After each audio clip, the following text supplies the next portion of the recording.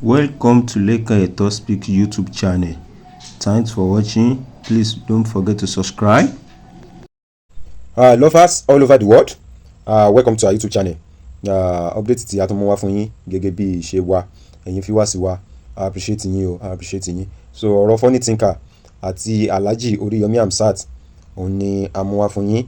Gẹ́gẹ́ bí ẹ ti mọ̀ wípé Alhaji Oriyomi Hamzat ní last year Alhaji Oriyomi Hamzat wọ́n employ funny thinker sí iléeṣẹ́ rédíò wọn tó wà ní Ìbàdàn láti jẹ́ ọ̀kan lára àwọn staff wọn, láti jẹ́ ọ̀kan lára àwọn sọ̀rọ̀sọ̀rọ̀ tó máa gbóhùn sáfẹ́fẹ́. Alhaji Oriyomi help ẹ̀, wọ́n ṣe lóore, wọ́n gbé jáde pẹ̀lú talent tó ní, tí àwọn èèyàn tán jẹ́ ọmọ Nàìjíríà náà tán dìde ìrànlọ́wọ́ fún funny thinker. But kí kọ́lọ́run jẹ́ kí èèyàn more, kọ́lọ́run má jẹ́ kí àparí inú èèyàn kó bá tòde èèyàn jẹ́. So gbogbo náà ni a padà gbọ́ látàgbà tí funny thinkers tó padà jáde síta tó sọ̀rọ̀ tó tabá Alhaji Oriyomi Hamzat níwá gbogbo àwọn nǹkan tó jẹ́ dáadáa tí wọ́n ṣe fún un. But Alhaji Oriyomi Hamzat náà wá padà jáde nígbà yẹn, àwọn náà sọ̀rọ̀ wípé Ọlọ́run ọba nìkan ni ó mọ ẹjọ́ dá, wípé káwa èèyàn wípé ká má dúró wípé a fẹ́ dá ẹjọ́.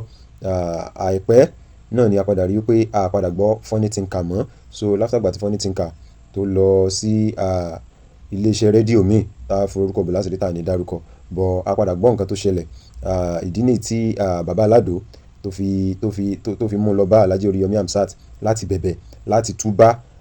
Tí a bá wo fídíò yìí ẹ máa rí wípé Alado ó padà mú funny thinker lọ bá Alhaji Oriyomi Hamzat láti túbá, láti bẹ̀bẹ̀. So Alhaji Oriyomi Hamzat wọ́n sọ̀rọ̀ lẹ́kùnrẹ́rẹ́. Àánú àṣeyàn, àánú abiyamọ àṣeyàn téèyàn bá gbọ́ gbogbo àwọn ọ̀rọ̀ tí Alhaji Oriyomi Hamzat tí wọ́n sọ. Mo fẹ́ jẹ́ kí eléyìí jẹ́ ẹ̀kọ́ fún gbogbo wa.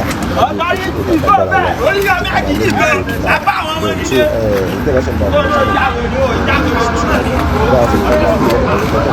Ló bá ti dán mọ́ Oriyomi ó ti dán mọ́ ìjọba. Wọ́n ní kọ́ máa wọlé bọ̀, Alhaji gẹ́gẹ́ ló máa wọlé bọ̀.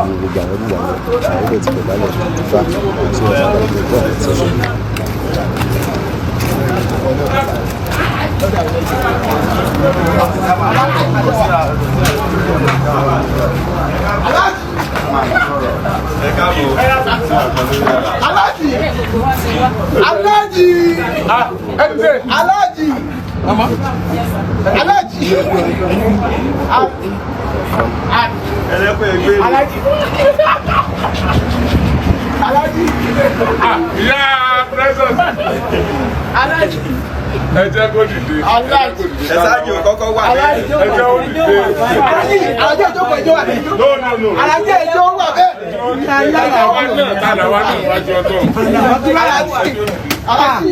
Alhaji a máa ga ni lágbára Ọlọ́run. Ẹni ẹ̀dẹ́rù ẹ̀yẹ láṣẹ Ọlọ́run. Orí ìjà fún mi.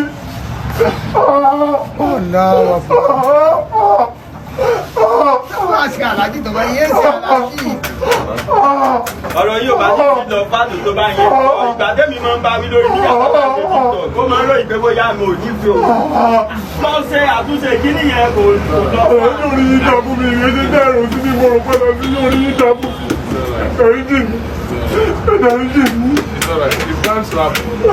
Ọlọ́run ló ní orí bẹ́ẹ̀. Bọ́lá bá ṣe láàrin kò sí ìrọ̀kan téèyàn fẹ́ ṣe. Ọlọ́run ló ní orí bẹ́ẹ̀. Téèyàn bá ṣìnà tó bá ń lọ sọ́nà Ọ̀yọ́ tó mórí, tó bá ń lọ sọ́nà Èkó tó mórí lọ́yọ̀, tí bá sáà ń lọ tí ò bá padà yóò sàmọ̀ sínà ni. Ṣùgbọ́n kódà kó ti dé lọrin kó wá rò pé òun máa ti mix ọ̀nà kó wá padà. By the time tó ti padà yẹn ó ti ń sún mọ́ ibi tó ń lọ padà nìyẹn. Ẹ ti gẹ́tẹ̀ tí o bó ṣe rí nìyẹn. Kọ́kọ́ dìde ká tó sọ̀rọ̀. Kọ́kọ́ dìde. Ẹ kọ́kọ́ ṣàdúrà. Ẹ tí ó jókòó náà, kọ́kọ́ jókòó jáde. No, wọ́n jókòó náà. Ẹ jókòó wá. No. Jókòó lórí àga. No, I won't take that. Jókòó lórí àga. Ẹ bá fi àwọn sàbẹ̀ o. Àwọn náà mo fẹ́ bẹ̀. Everybody sit down. Ògìdán. Everybody sit down. Ọkọ lóyún náà. Ẹ máa fún Ògìdán lága kan lẹ́gbẹ̀ẹ́ mi bí. Ẹ máa gbàgà kan wá fún mi. ojú yín kọ́rẹ́ lọ́wọ́ ẹ̀yọ́ ọmọ yìí ẹ̀ẹ́dẹ̀ nídẹ̀ ẹ̀rọ jókòó rẹ̀ every other person ẹ̀ jókòó rẹ̀ aládùúgbò ti jókòó ìwọ náà jókòó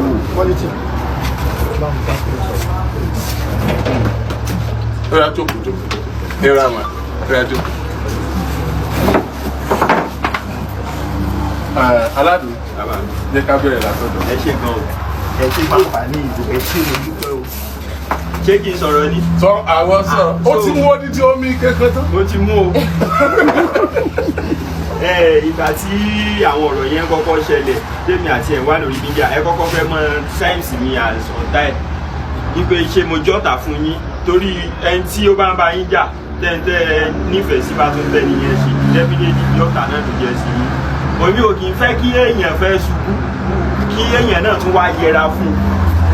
So ìgbà táwọn ọ̀rọ̀ yẹn dẹ̀ ń ṣẹlẹ̀ ní máa ń pè sákèésì wèrè àfibisó lóore lọ bẹ̀bẹ̀ lọ ṣe kinní kan màá tún wọnú dm ẹ̀ rọ́bìlì kábà eré pé mo fi rójú yín bí lọ ṣàtúnṣe lọ bẹ̀bẹ̀ lọ ṣe kinní kan ṣe adjustment nígbà tó wá yá tí àwọn ọ̀rọ̀ yẹn lọ díẹ̀díẹ̀ nígbà tí problem kọ́kọ́ ń ṣẹlẹ̀ ìmínà ló kọ́kọ́ ń pè so kò lè nílùú yín lẹ́gbẹ̀ẹ́ kó fẹ́ ṣe traffic kan wá gbà ẹyin tí èèyàn náà kùnà ní kì í náà pa ó sì ní gbìyànjú bẹ ó wá tu àwọn owó kan jọ ó ní iPhone 16 Pro Max lọ́wọ́ ó lẹ́nu Lexus car Lexus 350 tó ń gùn so nígbà táwọn pírọ́blẹ́mù yìí wà mọ́ bẹ̀rẹ̀ wọ́n ní wọ́n fẹ́ ṣe conference ní Canada pé bóyá wọ́n lè launch ẹ̀ mọ́ pé kó mú owó yẹn wá ó bá lẹ́nu yẹn jí wa gọ̀nù pé wá lẹ́kùn bọ̀ ìgbà tí ọ̀rọ̀ yìí ò tí ì dọ̀rọ̀ wàhálà èmi ò tí ì gbọ́ bọ̀ ìgbà tó di wàhálà náà ni o àlàyé Lexus yẹn kọ ṣé àwọn ní ò lè repo sí mọ́tò ní ó lòun ti tà kí ló fowó ṣe ó lòun fẹ́ rán sí Canada pé tó bá ti set kóun máa jẹ́ kí n mọ̀ ìgbà tó yà lọ́dún náà ìmọ̀ gbowó yẹn lọ ó bá tún lọ ta iPhone 16 Pro Max ẹ ti ń ṣiṣẹ́ mídíà irinṣẹ́ rẹ̀ ó sì wá lọ tà ó bá ta iPhone 16 Pro Max ní pé investment kan wà ń wòrò ju àwọn onífóònù ní pé ṣé owó yẹn 6.5 million yóò fi gba 7,400,000 naira nígbà èdì náà ni èdì ni gbígbà kó rí ń dá fún yàn lọ́wọ́ náà ni torí mi ò rí kí ni interest ní 100k tí wọ́n fẹ́ kó 6.5 million náà àwọn olóyìnbó sì ní the good at hand is better than the one coming torí ìtọ́nbọ̀ yóò sí mọ̀ bóyá yóò tiẹ̀ wọlé gan so wọ́n sàkóso èbó ti fọ́ orí ẹ̀.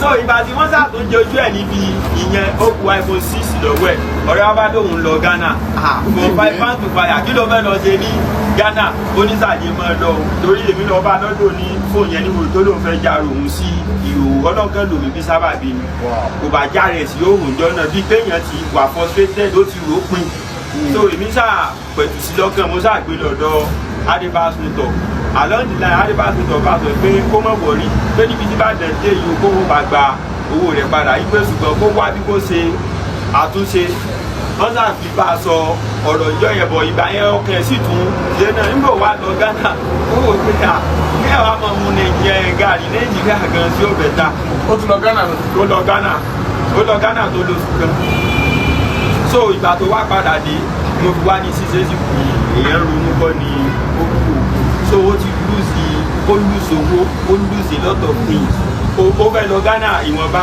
ẹrù tó tún kù ní àkàn rẹ̀ ó tún tà ó tún kọrí Ghana in the sense pé yóò dá nígbà tó dẹ̀ padà dé mo sọ fún mo ní à ṣe àwọn kankan ọlọ́jà bá ojúrere Ọlọ́run pàdé a sì dọ̀dọ̀ mọ́mí rẹ̀ náà wípé kọ́mọ ìpé bóyá ó sẹ́yà torí ó lè jọ́mọ ìkéré ní iṣẹ́ tí ó sì pé tàbí tí ó bínú ó wá dé mọ́jọ́ ni ó ti jẹ́sẹ̀ rí àbúrò ṣùgbọ́n èpè rẹ̀ ó tì mí lọ bẹ́ẹ̀ tó ga tí ó fi ìyà yẹn jẹ mí mo ṣe wá lọ́dọ̀ mọ́mí rẹ̀ sì testify sí ní ìtìlẹ̀ ẹ̀tọ́ náà yìí tó ń tọ́jú lé ìyá bóyá bíi orogún mọ́mí rẹ̀ náà ń sọ ní ọ̀rọ̀ bẹ̀ ìgbé ọmọ dáadáa ní pé kì í ṣe ìyá rẹ̀ nìkan kó dá sí àwọn kan tó tó wá di ìgbé àwa síbi ibi bẹ̀rẹ̀ gan tiẹ̀ ó bá mi lẹ́rù láti lọ torí agbolé mi tẹ́ bá ti kí yẹn ní ẹ̀bá ní pírọ́lẹ́mù wà láti rẹ̀ tí wọ́n fẹ́ bá jó lórí tó fẹ́ sórí tó gbọ́dọ̀ sọ́ra tó má di pé ṣé pẹ̀lú fẹ́ jọ ẹnì kan sì ní yọ̀yàn àfọlọ́ bọ̀ mo fẹ́ gbogbo wa níjókòó yìí tí Ọlọ́run bá fún yín níṣẹ́ lórí èyàn ẹ ṣé o ẹ má rò pé ẹbí kan wọ́n ní yóò ti dalẹ̀ rí ó dẹ̀ ti dà tó inshallah ẹ fà wọ́n ra kẹta kó wọn mọ́tọ́ bẹ́ẹ̀ tètè náà kò jẹ́ bó ṣe jẹ́ o Ọlọ́run jẹ́ pẹ́ fún wa. jẹ́ gbọ́rọ̀ láti ẹnu. Lovers all over the world, a lérò pé eléyìí ó jẹ́ ẹ̀kọ́ fún gbogbo àwa tí a bá ní opportunity, tá a bá ń jẹ́ ń dìde, tá a ń wá ìrànwọ́, tá a wá jàjà rí èèyàn kan tí ó fún wa ní ààyè níbi tá a ti máa mú ọwọ́ lọ sẹ́nu, tá a ti máa rí tọrọ kọ́bọ̀.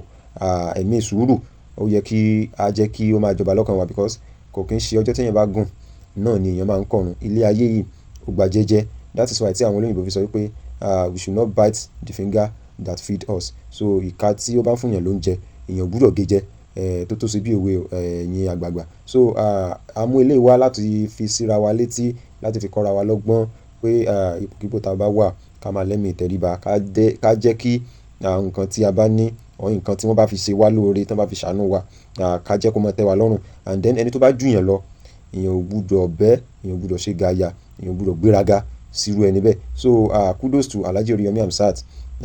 Ìwà dáadáa tí wọ́n ní ń ló yọ wọ́n, ìwà dáadáa tí wọ́n ní ń ló gbé wọn lékè. So gbogbo àwa tá a bá jẹ́ aṣíwájú láwùjọ, ẹ jọ̀ọ́ ẹ jẹ́ ká tún emulate irú ìwà tí Alhaji Oriyomi Hamzat wí. Ọlọ́run nìkan lèèyàn máa ń ṣẹ̀ tí ó ní ìkápá láti dájọ́, láti ṣe judgement fún yàn. Ọlọ́run nìkan náà lèèyàn sì tún máa ń ṣẹ̀ tí ó jẹ́ wípé yóò tún dáríjì yàn bó ṣe wù ú. So ẹ jẹ́ ká fi gbogbo nǹkan sí ọwọ́ Ọlọ́run. Yín tẹ́ bá ṣe ń darapọ̀ mọ́ channel, ẹ bá wa subscribe, ẹ like, ẹ comment, ẹ share. We love you all. Thanks for watching.